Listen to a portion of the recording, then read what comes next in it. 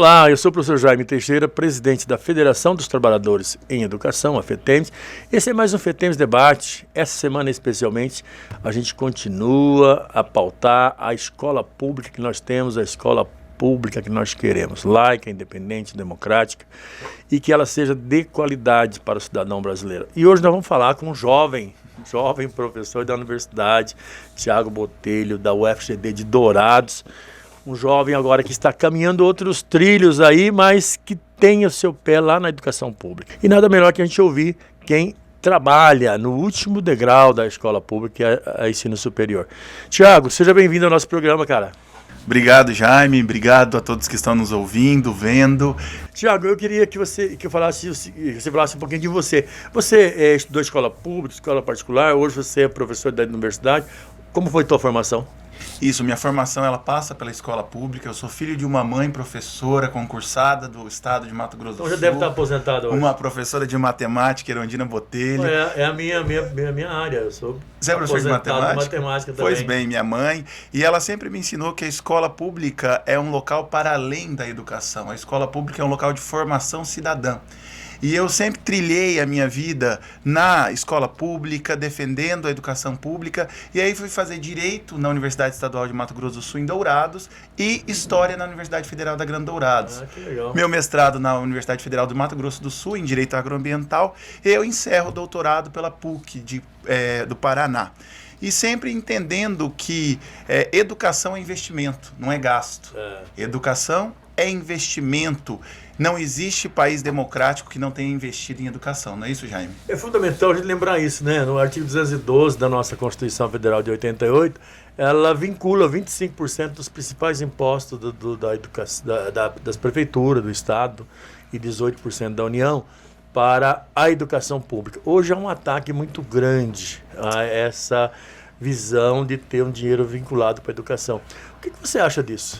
É importante a gente destacar, né, que desde o governo Temer nós vamos tendo um achatamento no investimento da educação, uma retirada de direitos. Exato. Então, quando o Temer ele coloca o teto dos gastos, ele simplesmente coloca a educação como gasto e que você não pode avançar.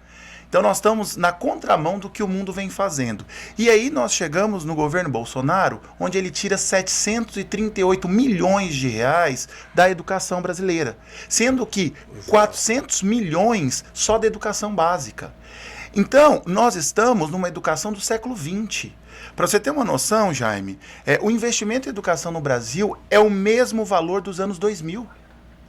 Então, eu não consegui entender como é que nós queremos avançar enquanto sociedade, enquanto projeto de país, retirando investimento em educação. Nós temos que ampliar. A educação, ela não pode ser a mesma do século XX. Hoje você entra numa escola, dificilmente ela tem uma estrutura tecnológica adequada. Às vezes as pessoas me falam, enquanto professor Tiago, os alunos ficam muito no celular quando você está dando aula? Eu falo, já peguei muitos alunos no celular. A tecnologia do celular, ela não está na sala de aula, ela tem que estar. Nós temos que ter instrumentos tecnológicos, aparelhos e alcançar essa capacidade que a tecnologia tem de avançar no ensino, na educação. Então, assim, eu vejo com muita preocupação o Ministério da Educação, como vem tratando, e aí, eu sou do ensino superior. E nós tivemos grandes ataques, mas nós precisamos lutar pelo ensino médio, pelo ensino fundamental. Hoje no país as crianças não têm acesso à creche. Você falou uma questão importante, porque a educação infantil ela é prioridade pela nossa LDB, prioritariamente tem que ser cuidado pelos municípios. Nós, do movimento sindical, os trabalhadores e todo o movimento social do Brasil, nós empenhamos muitas energias nossas na aprovação do Fundeb em 2006, exatamente para atender, né, a educação infantil, porque o Fundef, que existia antes dele, não atendia, era apenas o fundamental. E o que a gente tem observado nos índices é que melhorou o atendimento quando você fixa um financiamento direto para esse setor, para essa modalidade de educação. Aí eu queria ver com você o seguinte, ainda é um grande déficit nosso na educação pública, educação básica, né? Nós temos de 0 a 3 anos, 0 a 4 anos, aproximadamente aí, ainda 50% de crianças que não têm vaga no CENF público, né? Eu queria que você falasse um pouquinho o seguinte, a tua mãe, que você falou, foi professora de educação básica, né? Então você tem educação dentro de casa. Você hoje está na universidade, você tem um outro olhar que é principalmente a formação dos profissionais da educação. A importância de nós termos na educação infantil, já desde a educação infantil, os profissionais de nível superior, que é um grande debate ainda hoje. Como que a universidade tem visto isso? Então, a educação ela é um direito social. Como um direito social, ela é um direito prestacional. O Estado precisa prestar, vincular finanças para o investimento em educação. Eu sempre gosto de destacar que eu amo a educação, mas a educação não é filantropia. Ela até pode ser. Né? Pode montar... nem assistência social, né? Não. Educação é uma política efetiva e precisa de investimento financeiro. Exato. E como você disse, nós temos aí os CEINFs não atendendo as mães, e isso gera automaticamente uma crise na economia. Por quê? Se as mães não têm onde colocar seus filhos, as mães e os pais não têm onde colocar seus filhos, elas também não conseguem trabalhar, elas não conseguem avançar na economia familiar. Então, e isso é uma responsabilidade que os municípios precisam assumir. Isso é uma responsabilidade que o Estado precisa assumir. E aí, quando você pega a Constituição Federal, nós analisamos que a educação ela não é prioritária de um ente federado. A educação é responsabilidade da União, dos estados e dos municípios.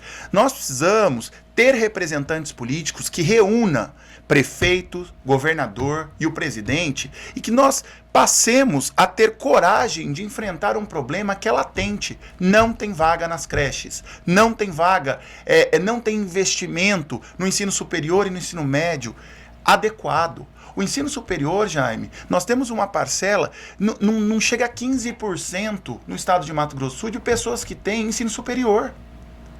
E por que o filho do pobre não pode estudar? Por que o filho do pobre não pode ser médico? Por que o filho do pobre não pode ser professor, não pode ser advogado?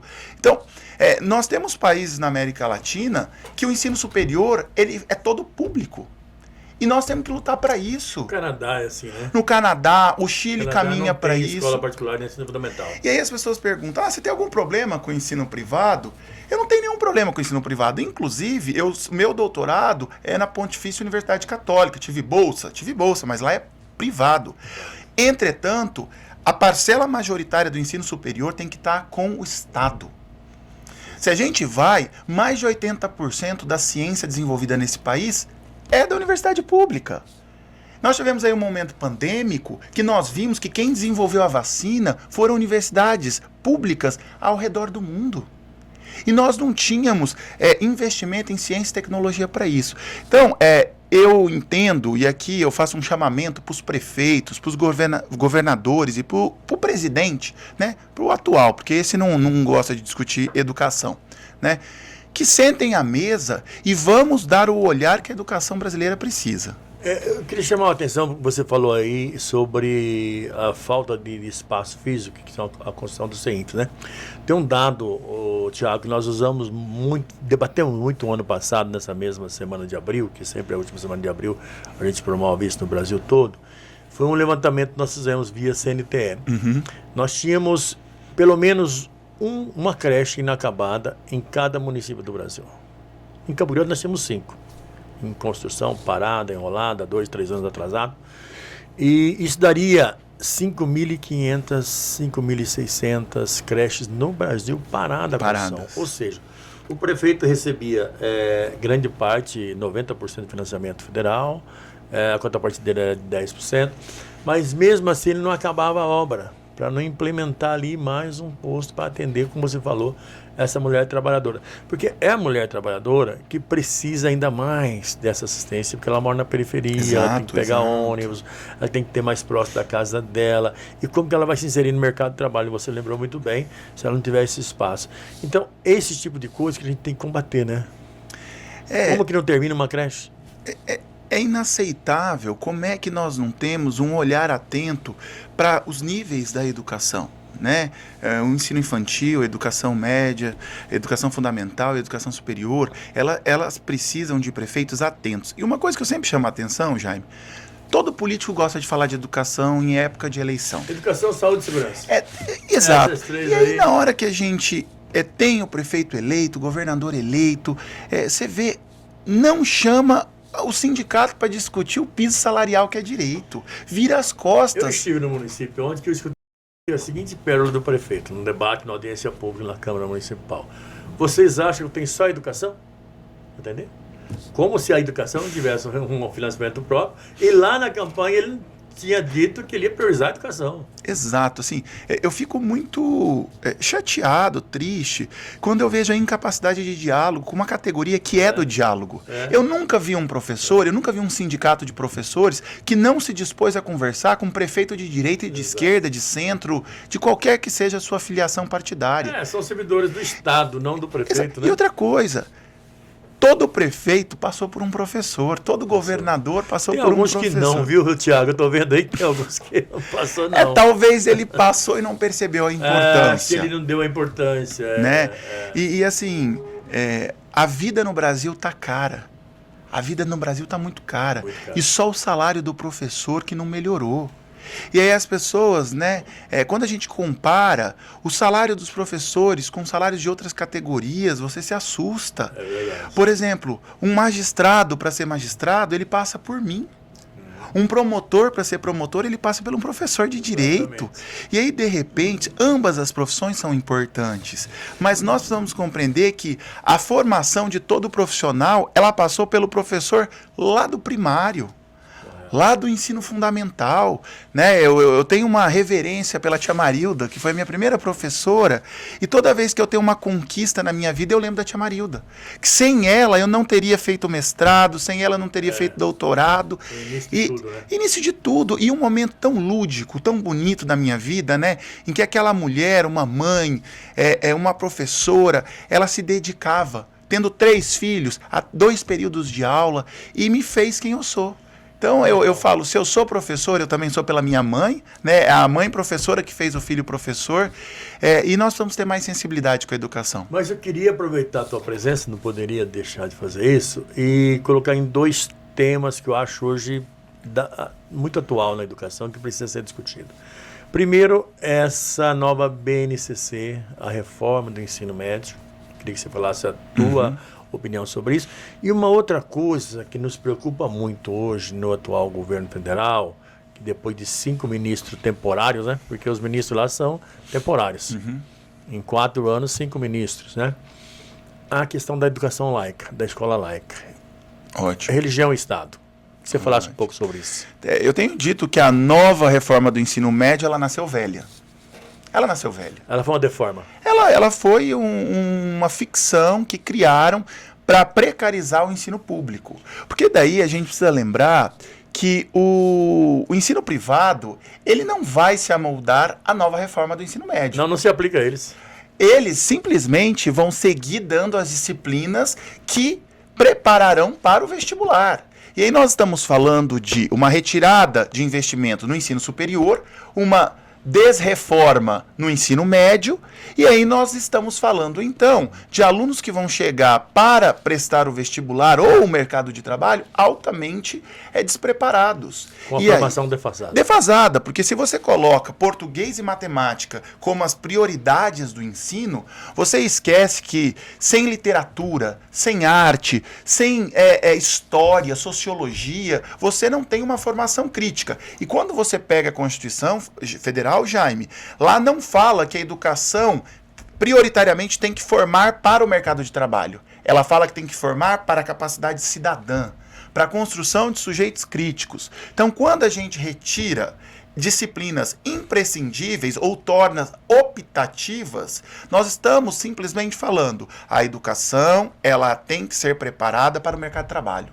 E eu sou uma das pessoas que defendo, sim, a escola, a universidade tem que preparar para o mercado de trabalho, mas de forma crítica, por pessoas que defendam a democracia, por pessoas que defendam o Supremo Tribunal Federal, por pessoas que entendam que pensar diferente nesse país não é ser inimigo.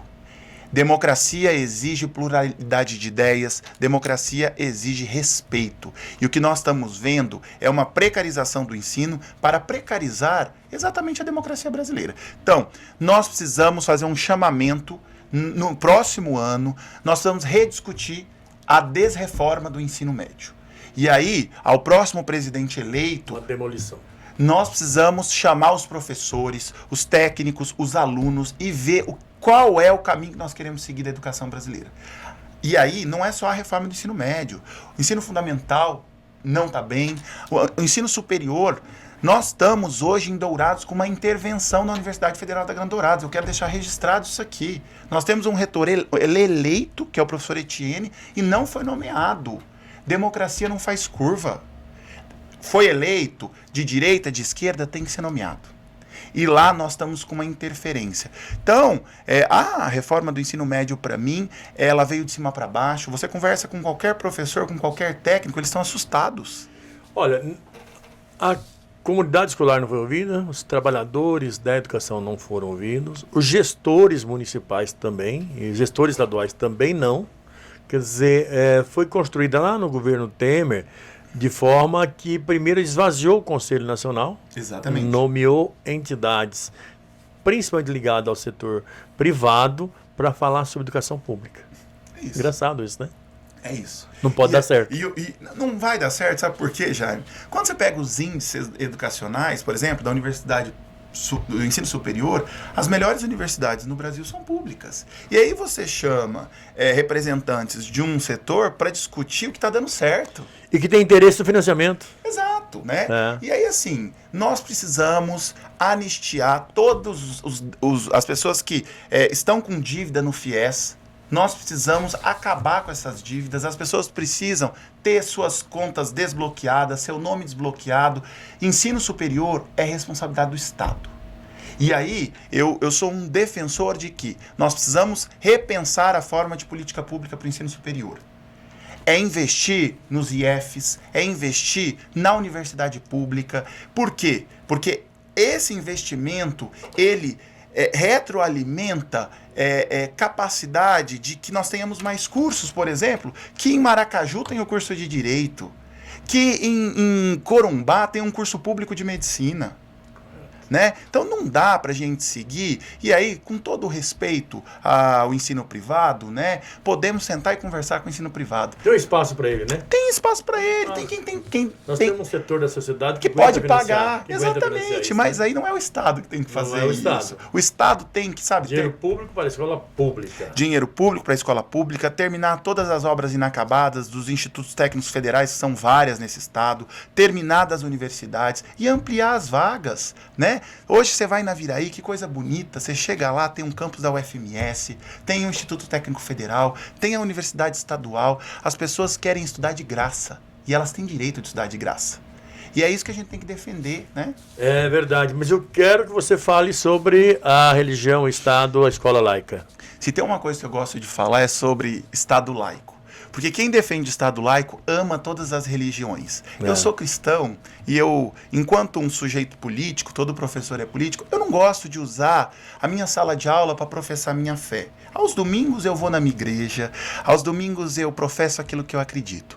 Quando o Estado é laico, ele respeita e gosta de todas as religiões. Nenhuma religião... A Constituição preconiza isso, né? Nenhuma religião é superior à outra. E aí, inclusive aqueles que não têm religião ou não têm uma fé que professe, a Constituição o garante. A escola é o local público, laico, por quê? Porque numa sala de aula eu tenho alunos católicos, evangélicos, ateus, de religiões de matrizes africanas, espíritas, e essas pessoas, elas precisam conviver juntas e entender que a fé delas faz sentido para elas. E eu, enquanto professor, eu preciso dizer, siga sua fé, e o Estado tem que proteger isso. A todas. Então, a educação é o local onde a gente vai falar de respeito, de diálogo, de fé. Tem uma frase que a gente fala, política, futebol e religião não se discute. Eu não concordo com essa frase. Eu acho que política se discute, religião se discute, e futebol, então, né? Não, se você torcer pro Santos, tá tudo bem aqui. Eu torço pro Flamengo, mas eu vou torcer pro Santos, que eu fui convidado por esse professor aqui, importante na sociedade sul-mato-grossense. E aqui, Jaime... É que nós estamos, antes de Copa do Mundo, Thiago, a gente não torce muito pro Santos. Nós torcemos pra Seleção Brasileira. Seleção Brasileira, somos todos brasileiros. Esse ano é tempo de Copa do Mundo. É isso, e o Brasil vai ganhar. Tomara. E muita coisa boa vai ganhar nesse ano. Mas eu quero fazer aqui um destaque, né? Então, quanto ao Estado laico, nós temos que aprofundar essa defesa. O Supremo Tribunal Federal, ele já disse que as escolas, elas precisam multiplicar a ideia de que existem outras religiões. Não é para que as pessoas mudem de religião, mas para que elas saibam que existe. E aí que as pessoas não cometam racismo e preconceito contra as pessoas que professam a fé de matriz africana, que as pessoas não entendam que um espírita, ele ofende o católico, porque na democracia, o diálogo, o respeito, as escolhas individuais é constitucional. Então, o direito individual de cada um, não cabe ao Estado, por exemplo, falar que é católico, evangélico, cabe ao Estado simplesmente dizer, eu protejo as religiões de matrizes africanas, os umbandistas, eu respeito o catolicismo, eu respeito as pessoas que não acreditam em nada. Exato. Né? E então, eu sou um grande defensor de que as pessoas tenham fé, porque ter fé e acreditar naquilo que você não pode tocar é uma das coisas mais bonitas que o ser humano tem. Porque a gente sai da nossa materialidade e acredita numa espiritualidade, numa fé e que nos move. Quem não tem fé? Fé no mundo, fé na vida, fé em você, fé em um Deus maior, numa espiritualidade maior. Eu sou uma pessoa de fé. Eu acredito que o Brasil vai ser melhor, eu acredito que a gente pode vencer o preconceito, o racismo, e acredito sim que as religiões podem ajudar. Porque se você pegar todos os livros cristãos ou de outras religiões, não existe um Deus que usa arma, não existe um Deus que taca pedra, não existe um Deus que odeia pessoas que amam, independente do sexo. Que legal, beleza. Tiago, eu queria que você deixasse aqui uma mensagem final a todos os trabalhadores de educação do Mato Grosso do Sul, mas também à sociedade quanto à importância dessa escola pública. E lembrando, né, Tiago, que ela não é de graça, nós pagamos, ela é pública, mas nossos impostos financiam. É isso. O investimento que tem aí é muito do suor de cada trabalhador, cada trabalhadora brasileira que produz a riqueza do nosso país, né? É isso. Você tem filho, Jaime? Tenho um filho e uma filha. O meu filho é advogado, minha filha está terminando medicina. Ele já é casado, vai me dar uma netinha agora. E como a minha que é o nome dos dois? Rodrigo e Ana Laura. Então eu queria deixar um recado para o Rodrigo e para Ana Laura, que eles devem ter muito orgulho de você, porque eu tenho muito orgulho da minha mãe, que é uma professora que... Até me emocionei um pouquinho. Que é uma professora que nunca desistiu de acreditar que o Mato Grosso do Sul poderia ter uma educação pública de qualidade, e a FETEMES, a maior sindicato hoje no Mato Grosso do Sul, é a união de muitos homens e mulheres que pensam diferente, mas se encontram em uma defesa, na educação. Então, parabéns pela FETEMES, parabéns pela Semana Nacional em Defesa da Promoção e Educação Pública. Você representa um sul-mato-grossense que me orgulha. Tá? E todos aqueles professores, técnicos e alunos que constituem a FETEMES, né, essa importante Federação de Trabalhadores em Educação de Mato Grosso do Sul, meu parabéns. A gente não vai desistir de acreditar que a educação e as escolas, elas podem ser ainda melhores. Né? Nós temos deficiências, nós temos dificuldades enquanto escola pública, enquanto universidade pública, mas a gente não desiste dela. Com todos os erros, com todas as dificuldades, com todas as carências, a gente acredita muito que a educação é um instrumento de emancipação social e que o pobre tem direito a estudar na escola pública. A independência, né? Intelectual. Gente, Tiago é da juventude hoje, da educação superior, educação pública. Eu sou já professor aposentado, ele fica, a mãe dele também já é professora aposentada. Tiago, se a gente pegar lá no final do século passado, nos anos 80, quando a gente estava na sala de aula para hoje, a educação pública avançou muito, mas nós precisamos de muito mais. Precisamos atualizar nossa escola. A pandemia nos mostrou o tamanho da defasagem da nossa escola pública no Brasil, quando nós precisamos trabalhar remotamente com nossos alunos. E não é um problema só da escola, é aquela sociedade, aquela parcela da sociedade que nós atendemos, que estão nas periferias da cidade, que estão no campo, que estão nas aldeias, que ainda não tem acesso a uma internet de qualidade, não tem condições de acompanhar a aula remota como precisávamos. Isso gerou uma defasagem muito grande e vai caber aos trabalhadores da educação e toda a sociedade recuperar isso nos próximos anos. Vamos ter esperança nisso, né? Esperançar, né? Como disse o Esperançar. Paulo Freire. Paulo Freire disse isso. Esperança de esperar não leva ninguém a lugar Exato. nenhum, mas a esperança de esperançar move uma sociedade. Nós estamos esperançosos. Vamos encerrar agora, então, essa entrevista legal com o nosso professor e encerraremos também aqui esse ciclo de entrevistas sobre a Semana Nacional em Defesa e Promoção da Escola Pública. Temos debate e volta amanhã.